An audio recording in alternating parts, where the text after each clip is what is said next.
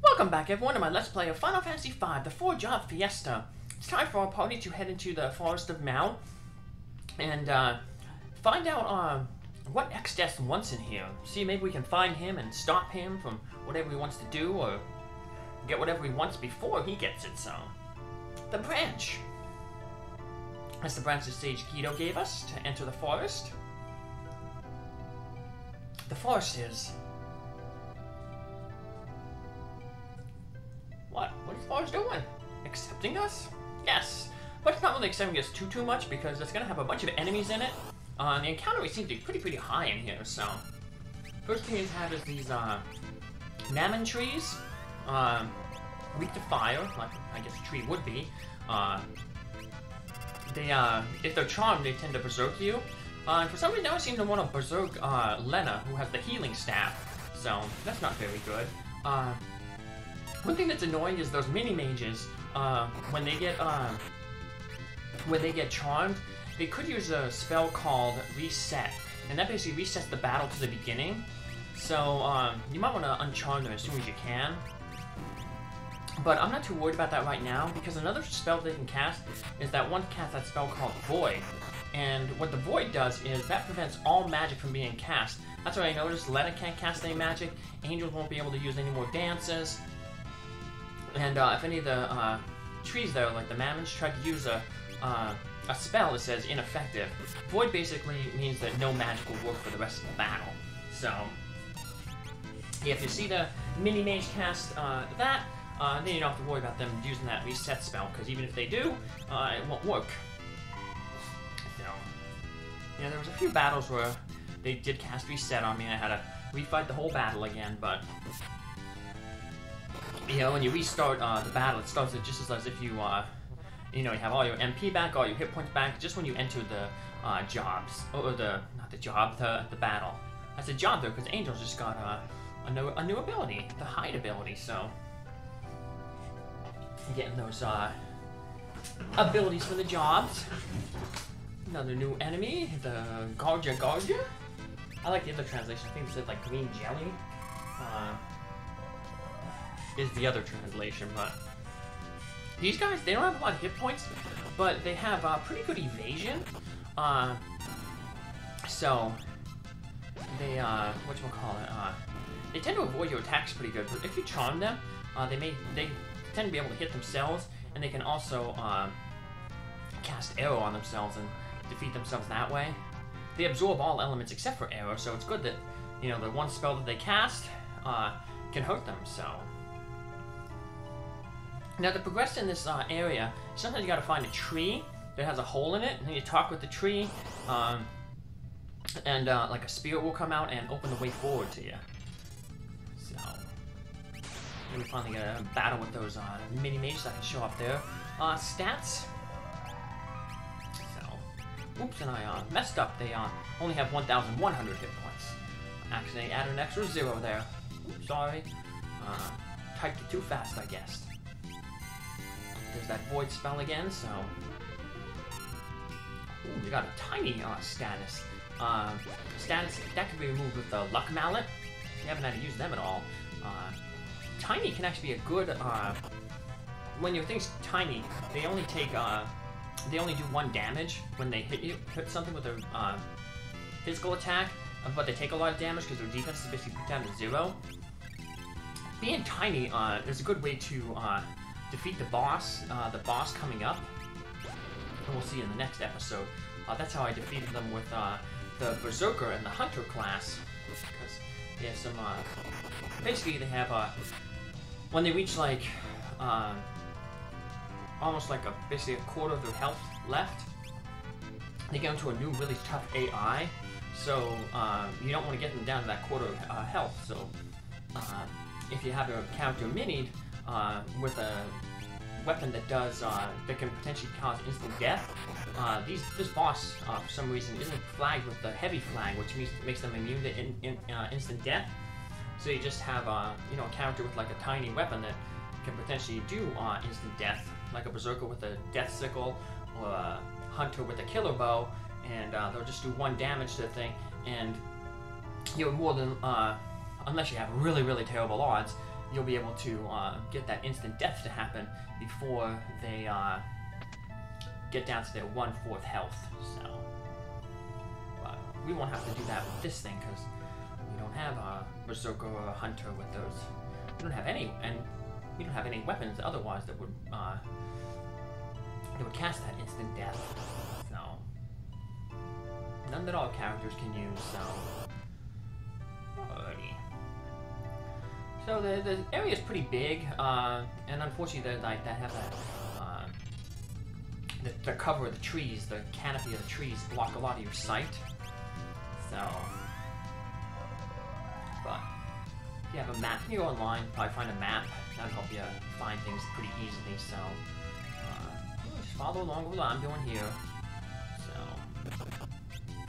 another new enemy here, the imps.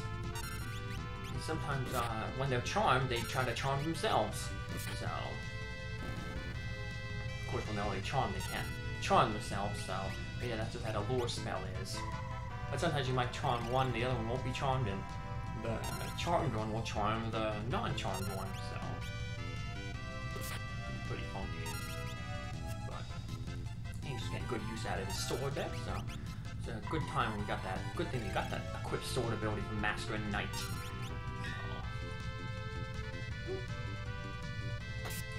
And the imp is taken care of.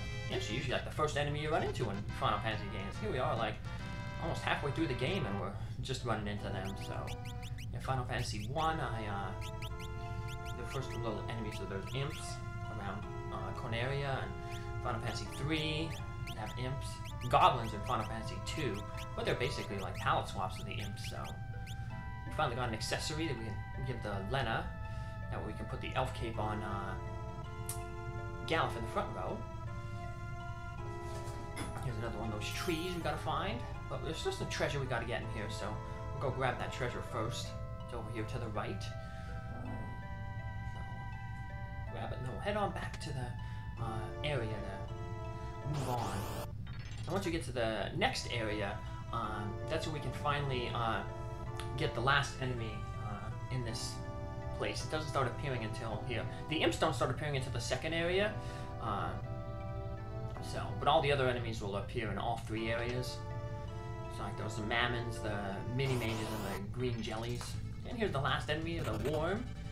So they're a good enemy to charm because they'll use the breath wing, which takes off 1/4 of their max hit points. Not their current max hit points, but their max in total. So every time he uses it, it'll take off 675, and it doesn't take him out of remove him from the charm status. So you can theoretically just charm it and just sit around and wait. So if you wanted to kind of heal yourself, that's something you can do. You can, then Lenna will be healing with a healing staff, or you can sing the Vitality song. But we are going to have a free heal point coming up here in a little bit. Remember back in the village, someone said that, hey, they ran into a cute little creature that helped them out and kept saying Kupo Kupo. So we know there's Moogles that live in this forest, and we're going to run into them, and they're going to help us. Remember, Moogles can communicate telepathically, so probably the Moogles who we helped back in the Moogle village probably just sent telepathy say, like, hey, if you ever see these people, help them out because they're good. So, being good pays off.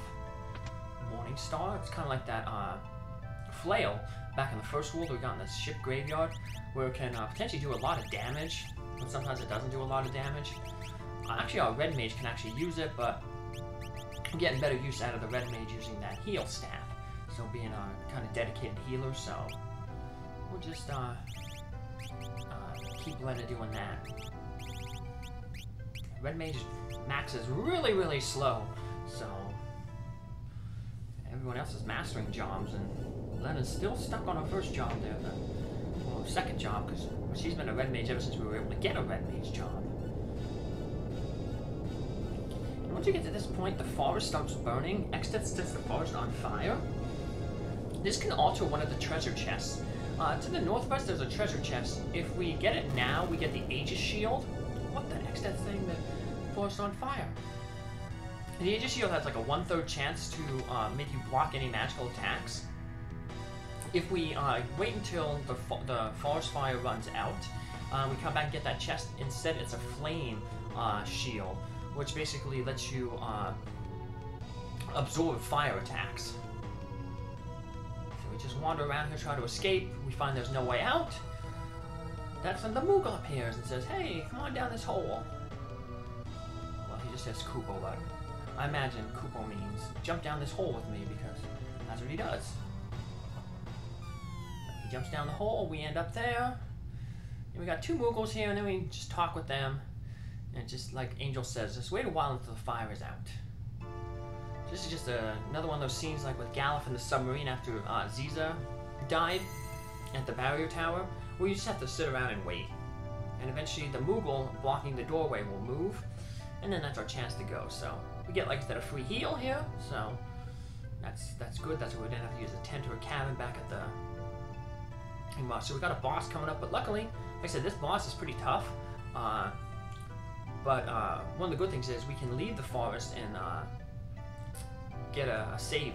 So then we step out, and the treasure chest is open. It's closed again, but if you open it, it's empty. But like I said, if we didn't get the Aegis shield and we open it now, we would get the flame shield. But either one, doesn't matter which one you get, because there'll be Aegis shields available later, and there's flame shields also available later. So it's not like you're gonna lock yourself out of one of those pieces of equipment by getting one or the other.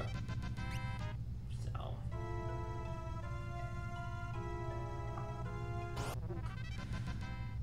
and we get some soot, which I think is a mixing ingredient, but it's kind of pointless. I don't think anything makes any good mix. And then we get a flame sword. So that'll be an upgrade for Galuf there. We are going to, take off his double grip, because we're going to give him a shield. So, and there we go. He has a shield now, and the main reason I took off the double grip is not because we really need the defense, but to give Galuf the gill toss ability.